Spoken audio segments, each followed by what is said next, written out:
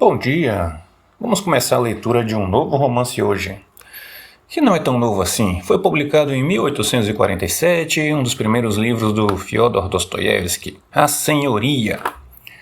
Segundo relatos aqui do Wikipedia, esse trabalho não foi muito bem recebido na época do lançamento, mas hoje em dia é considerado uma obra única, em meio a todos os trabalhos deste famoso escritor russo. Vamos lá, primeira parte. Ordinov, afinal, se decidira a procurar um novo alojamento. A dona da casa em que ele alugava um quarto, uma mulher idosa e muito pobre, viúva de um funcionário público por circunstâncias imprevistas, e havia partido de Petersburgo para algum fim de mundo, onde viviam seus parentes, sem mesmo esperar o dia 1º, que é a data do seu contrato de aluguel. O jovem, esperando expirar o prazo, pensava com lástima em seu velho canto, aborrecido por se ver obrigado a deixá-lo. Ele era pobre e o apartamento saía caro. Já no dia seguinte, ao da partida da senhoria, pegou seu boné e saiu perambulando pelas travessas de Petersburgo, olhando todos os anúncios fixados nos portões dos prédios e selecionando os prédios maiores, mais enegrecidos e populosos, onde seria mais provável encontrar o canto que lhe convia na casa de algum locatário pobre. Já estava procurando há bastante tempo, com verdadeiro afinco. Mas foi logo invadido por sensações novas, quase desconhecidas. Começou a olhar à sua volta, a princípio distraidamente, com despreocupação, depois com mais interesse, e por fim com grande curiosidade. A multidão e a vida na rua, o burburinho, a movimentação, a novidade dos objetos, a novidade da situação, toda essa vida mesquinha e esse farelório cotidiano que há tanto tempo aborrece o petersburguês, ocupado e azafamado, que passa a vida toda procurando inutilmente, mas com ansiedade, um meio de encontrar a paz, a tranquilidade e repouso em algum ninho aconchegante, conquistado com seu trabalho, suor e por vários outros meios. Toda essa prosa vulgar e esse fastio suscitavam nele, ao contrário, uma sensação de alegria radiante e serena. Suas faces pálidas foram se cobrindo de um leve rubor. Em seus olhos parecia começar a brilhar uma nova esperança. Ele se pôs a inspirar profundamente, com avidez, o ar fresco e frio. Ele se sentia extraordinariamente leve. Ele sempre havia levado uma vida tranquila, completamente solitária. Há uns 3 anos, depois de sua colação de grau, tornando-se, na medida do possível, emancipado, foi à casa de um velhinho, que até então só conhecia de ouvir falar. E teve de esperar um bom tempo até que o criado do quarto consentisse em anunciá-lo pela 2ª vez. Depois entrou em um salão de teto alto, escuro e vazio, extremamente entediante, o que ainda é comum nos antigos lares senhoriais poupados pelo tempo. E viu ali um velhinho, adornado de cabelos grisalhos, coberto de condecorações, que fora amigo e colega de trabalho de seu pai, e era seu tutor. O velhinho lhe entregou em mãos uma ninharia de dinheiro. A soma revelou-se muito insignificante. Era o que restara da herança de seu bisavô, leiloada para pagar dívidas. Ordinov tomou posse dela com certa indiferença, despediu-se para sempre de seu tutor e saiu para a rua. Era uma tarde de outono, fria e lúgubre. O jovem ia pensativo, e uma tristeza inconsciente lhe dilacerava o coração. Ardiam-lhe os olhos, sentia calor, calafrios e febre alternadamente. Pelo caminho foi fazendo cálculos e concluiu que, com seus recursos, poderia viver uns 2, 3 anos, ou até mesmo 4, com bastante economia. Havia anoitecido e começava a chuviscar. Acertou o preço do primeiro canto que encontrou em 1 hora depois. Já estava se mudando. Ali se enclausurou como se estivesse em um monastério, como se estivesse recluso do mundo. Em 2 anos havia se aselvajado completamente. Ele se aselvajara sem dar conta disso. Até então nem lhe passava pela cabeça que existia uma outra vida, ruidosa, tumultuosa, em eterno alvoroço, eterna transformação, eternamente convidativa e sempre, mais cedo ou mais tarde, inevitável. É verdade que não poderia não ter ouvido falar dela, mas não conhecia nem nunca a havia procurado. Já desde a infância, tinha vivido de um modo esquisito. Agora essa esquisitice se precisava. Devorava uma paixão, a mais profunda, mais insaciável, que absorve toda a vida de um homem. E a criaturas como Ordinove não concede um canto que seja na outra esfera da atividade prática cotidiana. Essa paixão era a ciência. Ele vinha até agora corroendo sua juventude. Como um veneno inebriante de efeito lento, intoxicava sua paz noturna. Subtraía-lhe o alimento sadio e o ar fresco que não penetrava nunca em seu canto sufocante. Mas Ordinove, na embriaguez de sua paixão, não queria se dar conta disso. Ele era jovem e até esse momento não necessitava de mais nada. Essa paixão o havia transformado numa verdadeira criança perante o mundo exterior. E já para sempre incapaz de se impor a outras pessoas de bem, quando se fizesse necessário demarcar para si ao menos um cantinho entre elas.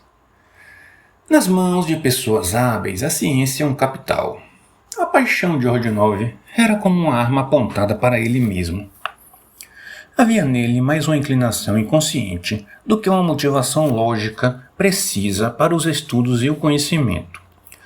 Assim como para qualquer outra atividade a que até então se dedicara, até mesmo a mais insignificante. Já na infância tinha fama de esquisito e era diferente de seus companheiros. Os pais ele não conheceu, por causa do seu temperamento estranho e introspectivo. Teve de suportar grosserias e um tratamento desumano da parte de seus companheiros, o que fez com que se tornasse realmente introspectivo e sorumbático, e fosse aos poucos se isolando de tudo. Mas em seus estudos solitários nunca houve ordem e um sistema determinado. Nem mesmo agora havia. O que havia agora era apenas o primeiro entusiasmo, o primeiro ardor, a primeira febre do artista. Ele estava criando seu próprio sistema. E ele o havia obcecado durante anos, em sua alma aos poucos, e assim surgindo a imagem ainda obscura, imprecisa, mas maravilhosamente gratificante de uma ideia materializada em uma forma nova, iluminada. E essa forma, ao se desprender de sua alma, dilacerava essa alma. Ele percebia ainda timidamente a originalidade, a verdade e a autenticidade dessa ideia. Sua criação já se manifestava, as suas forças. Ele se formava e se consolidava, ou melhor, ela se formava e se consolidava. Mas o momento de sua encarnação e criação ainda estava distante, talvez muito distante. E talvez ela fosse absolutamente irrealizável. Andava agora pelas ruas como um alienado, como um eremita que de repente saiu de seu deserto mudo para uma cidade ruidosa e tumultuosa. Tudo lhe parecia novo e estranho, mas ele se tornara a tal ponto alheio àquele mundo que fervilhava e estrepitava à sua volta que nem sequer lhe ocorria se espantar com suas estranhas sensações. Parecia não se dar conta de sua selvageria. Ao contrário, se via invadido por uma sensação de alegria, uma espécie de embriaguez, semelhante ao que sucede a um faminto quando, após um longo jejum, lhe dão de comer e de beber. Embora, é claro, fosse estranho que a novidade de um incidente tão insignificante como uma mudança de casa pudesse deixar confuso e aturdido um habitante de Petersburgo, ainda que fosse Ordinove. Mas é verdade também que até hoje quase nunca lhe haviam acontecido de sair a negócios. Sentia cada vez mais prazer em vaguear pelas ruas. Olhava para tudo embasbacado, como um flâneur. Palavra flânoir, em itálico do original, que é usada por Dostoiévski também no folhetim Crônica de Petersburgo. Essa palavra tem influência do ensaio filosófico francês de Balzac. Flaneur é aquele que frequenta boulevards parisienses. Enfim, nota da edição. Voltando ao livro. Mas mesmo agora, fiel a esse seu jeito de ser, lia num cartaz que se descobria vivamente diante dos seus olhos, como nas entrelinhas de um livro. Tudo surpreendia, não deixava escapar uma só impressão e olhava com ar pensativo para os rostos dos transeuntes. Espreitava a fisionomia de todos os que rodeavam. Punha-se a escutar afetuosamente a conversa popular, como se tudo viesse confirmar as suas próprias conclusões, nascidas na calada de suas noites solitárias. Com frequência, a menor bobagem o surpreendia e inspirava-lhe uma ideia, e pela primeira vez se ressentiu por ter, a tal ponto enterrado vivo em sua cela. Aqui tudo andava mais rápido, seu pulso batia rapidamente e com mais força.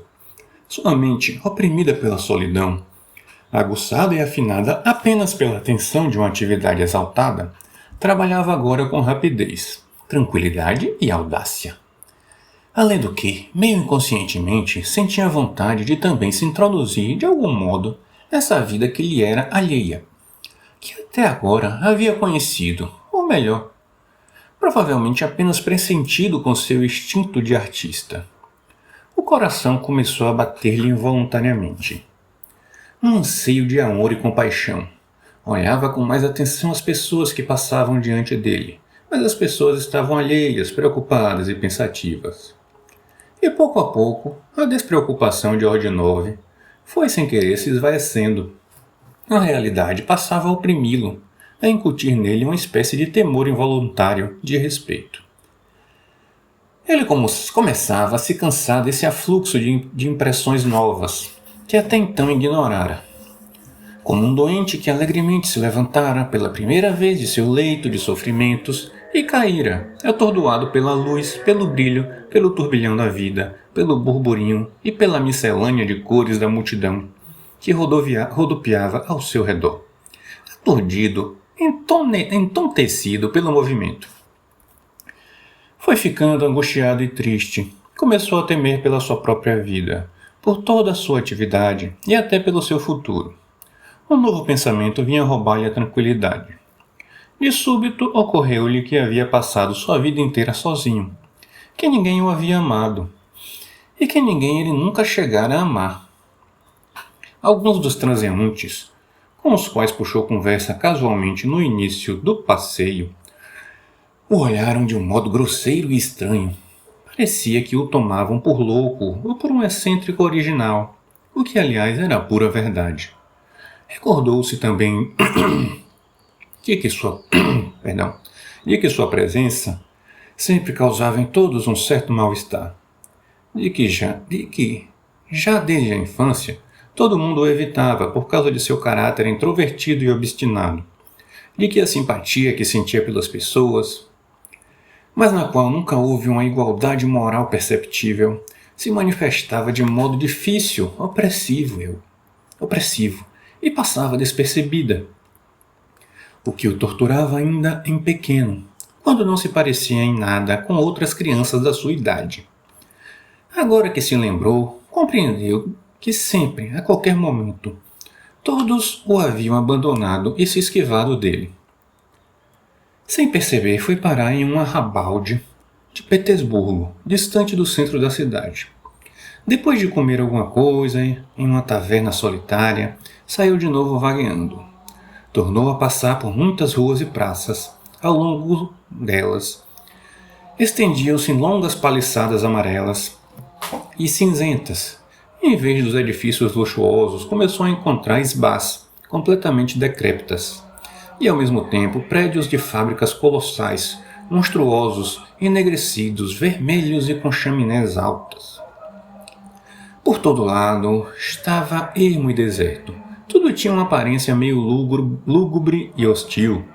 Pelo menos era essa a impressão que tinha Ordinove, já entardecido. Ou melhor, já havia entardecido. Atravessando uma ruela comprida, ele saiu numa pequena praça onde havia uma pequena igreja paroquial. E por aqui encerramos a primeira parte.